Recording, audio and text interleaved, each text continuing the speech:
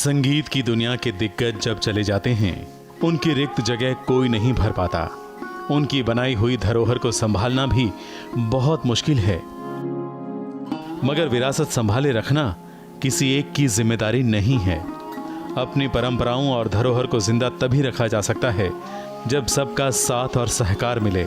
ग्वालियर के सेनिया बंगश घराने की छठी पीढ़ी में जन्म लेने वाले उस्ताद अमजद अली खां साहब ने न सिर्फ विरासत में मिले संगीत को संभाले रखा है, बल्कि सरोद घर के जरिए भारत के महान संगीतकारों के वाद्य यंत्र और व्यक्तिगत चीजों को सुरक्षित रखा है। सरोद घर उनका पैतृक घर है जो अब संग्रहालय बन चुका है।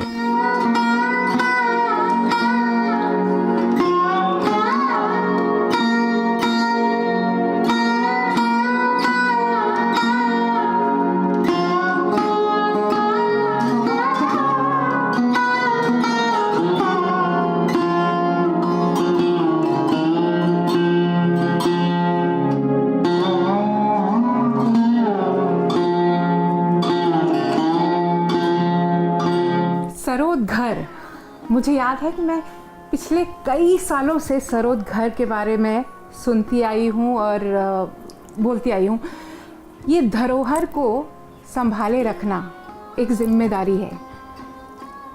किस तरह से आप मॉर्निंग रागा से आपने इसकी फिर से शुरुआत कर दी है? ये वो सरोद घर तो आज दुनिया जानती है सरोद घर को, लेकिन मेरे लिए वो मेरी जन्म स्थली हिंदी में जो कहते हैं, मैं उसी जगह पैदा हुआ और मेरे पिताजी भी वहीं पैदा हुए। फ़कीरों का टीला भी कह सकते हैं कि हम वो घर ऐसा है जो भी वहाँ महापुरुष लोग आते थे। अब उन्होंने कहा कि भाई ये साधना गृह है, साधना घर है, यहाँ साधना होती थी, रियाज होता था। और इंटरेस्टिंग बात यह है कि ग्वालियर का जो इम्पोर्टेंस है, क्योंकि वहाँ मियाँ तानसेन पैदा हुए थे। आज तानसेन को सारे हिंदुस्तान के म्यूजिशियन वहाँ मत्था टेकते हैं और उनका आशीर्वाद लेते हैं। और वहाँ तानसेन के गुरु थे स्वामी हरिदास जी, तो वृंदावन भी हम लोग जाते हैं, वहाँ मत्था टेकते हैं। तो तानसेन से जो भी कलाकार कनेक्टेड हैं उनको कहते हैं सेनिया घराना। हाँ, सेनिया बिनकार घराना, सेनिया बंगश घराना। लेकिन वो सेनिया लफ्ज़ जो है वो इम्पोर्टेंट है। तो उस घर में 1957 से हम ग्वालियर से निकल गए और लेकिन वो कई लोग ऐसा कहते थे कि उसको आप होटल बना दीजिए, उसको आप गेस्ट हाउस बना दीजिए, जो अक्सर सोचते रहते हैं आजकल। हाँ, जो पैसा मिलेगा आपको। अच्छा, पैसे की ज़रूरत तो किसको नहीं है? किसको नहीं। और हमको बहुत ज़्यादा है। और एक कोविड टाइम ने और भी हमको रियलाइज़ करवाया कि भाई पैसे की वैल्यू क्या होती है और पैसा कितना इम्पोर्टेंट है। लेकिन हमारी फील्ड में एक क्लासिकल म्यूज़िक एक ऐसी फील्ड है कि आदमी को गुरु को समर्पित होना पड़ता है और कला को समर्पित होना पड़ता है। उस जगह जहाँ हमें शिक्षा दीक्षा मिली है उसको हम कमर्शलाइज कैसे करें, ये बहुत बड़ी बात दिमाग में आती थी। और जब एक वक्त ऐसा आया कि मैं और मेरी वाइफ सुबलक्ष्मी जी हम लोग यूरोप में टूर कर रहे थे, तो जर्मनी जब पहुँचे तो वहाँ बेथोवन का घर, the great legendary music composer Beethoven के घर, हम लोग टिकट लेके लाइन लगा के उसमें गए और वो दिखा रहे थे ये उनका पियानो है, ये उनका स्लीपर है, ये उनकी सारी चीज़ें। तो उस वक़्त मेरा दिमाग हिंदुस्तान की तरफ, अपने देश की तरफ, मैंने सोचा क्या हमने कभी किसी म्यूज़िशियन को प्रिजर्व करा है। तो जब हम लौटे वहाँ से तब हमने कोशिश करी, HRD मिनिस्टर के पास गए। यानी जिस जगह मेरी शिक्षा और दीक्षा हुई है तो वहाँ मैं कमर्शियल होटल नहीं बना सकता हूँ। तो हमने मदद मांगी और HRD मिनिस्टर सेंटर से, तो उन्होंने फ़ौरन सैंक्शन कर दिया। और हमारे शागिर्द जो सरोद बजाते हैं वो आर्किटेक्ट भी है, मिस्टर एंड्रिक रॉय, उन्होंने जिम्मेदारी ली कि भाई मैं इसको ठीक ठाक करूँगा। तो वो म्यूज़ियम बना। फिर मध्य प्रदेश सरकार से भी मदद मिली, इसीलिए हमारे देश के बहुत बड़े बड़े म्यूज़ियम हैं। आंध्र प्रदेश में हर स्टेट में एक म्यूज़ियम है, और हमारे दिल्ली शहर कैपिटल है, यहाँ भी बहुत। लेकिन म्यूज़ियम्स को मेंटेनेंस अच्छी नहीं है, क्योंकि हमारे देशवासियों को इंटरेस्ट ही नहीं है म्यूज़ियम में जाने का। ये हमारे देश के जितने भी म्यूज़ियम हैं वो विदेशी लोग देखते हैं आके। हमारे लोग समझते हैं कि ये गोडाउन है, ये कोई वेयर हाउस है, यहाँ बहुत सारी ऐसी चीज़ें पड़ी रहती हैं। लेकिन आप न्यूयॉर्क में मेट म्यूज़ियम देखिए, वाशिंगटन में एक ऐसा म्यूज़ियम जो 6-7 फ्लोर है उसके अंदर। तो हर शहर में, यूरोप में, अमेरिका में, और स्पेशली जर्मनी और ऑस्ट्रिया में इतने बड़े बड़े महान संगीतकार हुए हैं, but they are all very well preserved. Reason क्या है, क्यों इस तरह का अभाव है? जिस चीज़ पे आप गर्व करते हैं कि हमारे यहाँ पे उस्ताद अमजद अली खां हैं, हमारे यहाँ पे उस्ताद जाकिर हुसैन है, मतलब बहुत सारे नाम ले तो शुरू। तो किस चीज़, क्या चीज़ ऐसी है जो घर में वो उस चीज़ को वो दर्जा, वो इम्पोर्टेंस क्यों नहीं मिलती? इस बात पे मुझे पुरानी, हमारे देश की एक बड़ी पुरानी कहावत याद आ रहा है कि घर की मुर्गी दाल बराबर। तो घर की मुर्गी दाल बराबर समझा जाता है, और विदेशों में जब चर्चा हो जाती है तब हम रियलाइज़ करते हैं।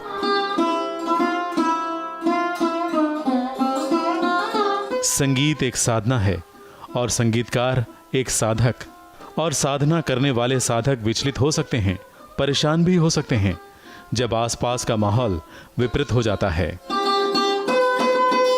मुझे तो हैरानी इस बात की होती है कि हमारे देश में आज़ादी के बाद से पढ़ाई लिखाई पे बहुत ध्यान दिया, मतलब सारी दुनिया को क्लर्क बना दिया, पढ़ाओ, पढ़ाई करो, एजुकेशन। तो उसमें बहुत सारे क्रिएटिव लोग जो अच्छे संगीतकार भी बन सकते हैं, वो भी BA में हो गए, नौकरियां मिल गई उनको, PhD भी हो गए।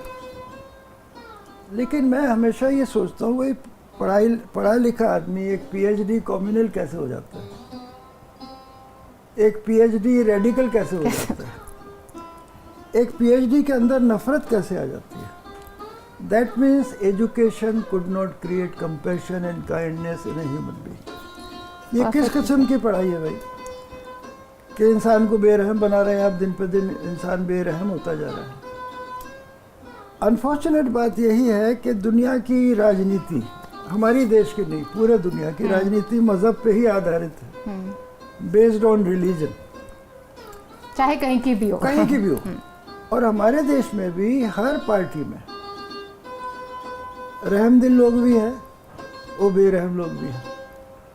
तो ये पार्टी के जो ऑनर है, पार्टी के जो रूलर है, उनको कांस्टेंट कोशिश ये करना है कि भाई शांति बनी रहे, हमारा कोई भी देशवासी किसी भी मजहब का है उसको तकलीफ ना हो। उस्ताद अमजद अली खान के घर में गणपति की वाद्य यंत्रों के साथ वाली तस्वीरें भी दिखेंगी और मूर्ति भी, और किताबों में 99 नेम्स ऑफ अल्लाह भी मिलेगी और श्रीमद् भगवत गीता भी।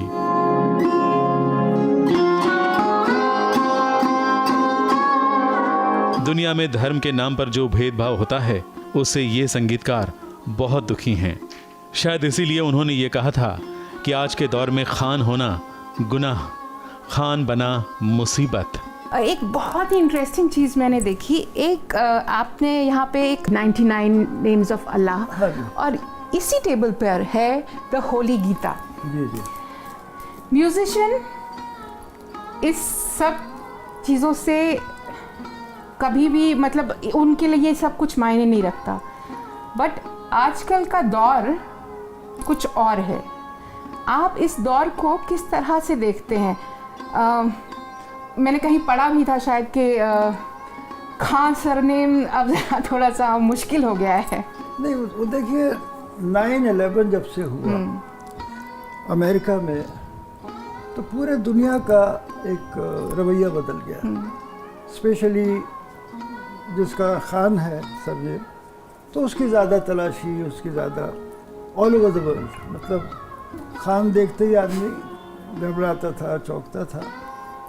लेकिन खान की दूसरी कहानी है जो गुलजार साहब ने डॉक्यूमेंट्री फिल्म में भी बोली है कि मेरी वाइफ ने अमान अली बंगश, ये वाइफ ने सोचा बंगश कर दे, वो हमारे पूर्वजों का सरनेम था, या अयान अली बंगश। तो पहले इतना लंबा नाम होता था तो हम लोगों ने वो बंगश नहीं लगाया, पिताजी ने भी नहीं लगाया।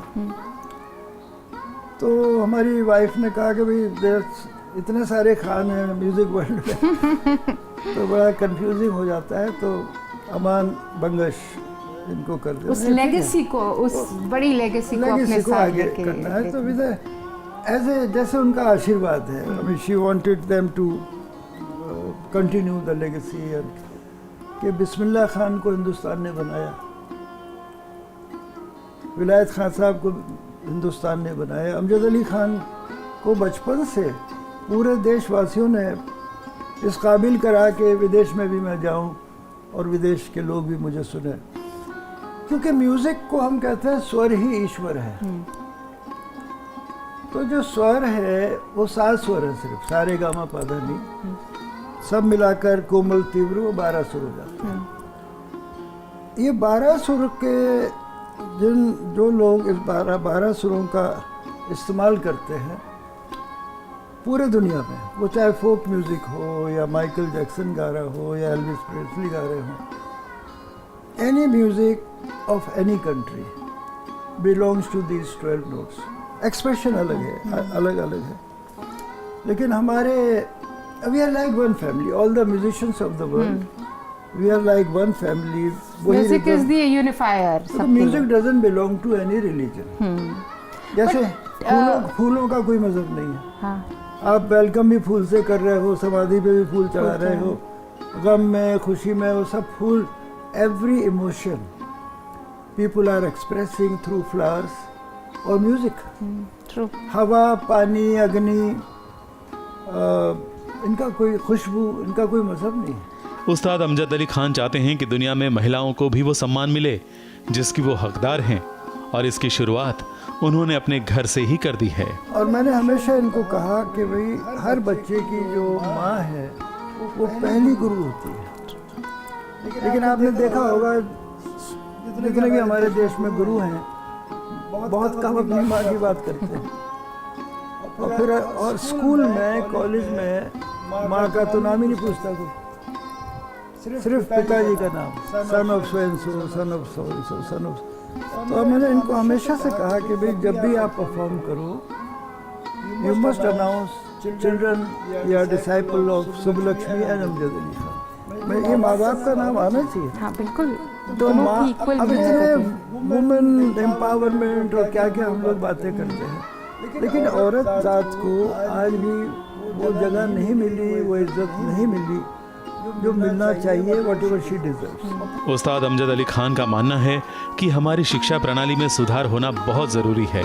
शिक्षा पाने वाला चाहे किसी भी धर्म का हो, वो रहमदिल बनना चाहिए, ना कि सांप्रदायिक। अगर आप आज के माहौल में कुछ बदलना चाहें या कुछ इंट्रोड्यूस करना चाहें तो वो क्या चीज़ होगी? मैं ये चाहता हूँ कि हर स्कूल में जो मॉर्निंग असेंबली होती है वहाँ बच्चे को सरगम गाना चाहिए। ये मेरी अपील है पूरे देश के स्कूल से या पूरे दुनिया के स्कूल से। बच्चों को ऊपर इतना ज़्यादा वज़न डाला हुआ है देशभक्ति के गाने। अरे भाई, देश क्या है ये तो समझ लो, पहले भक्ति बाद में करना।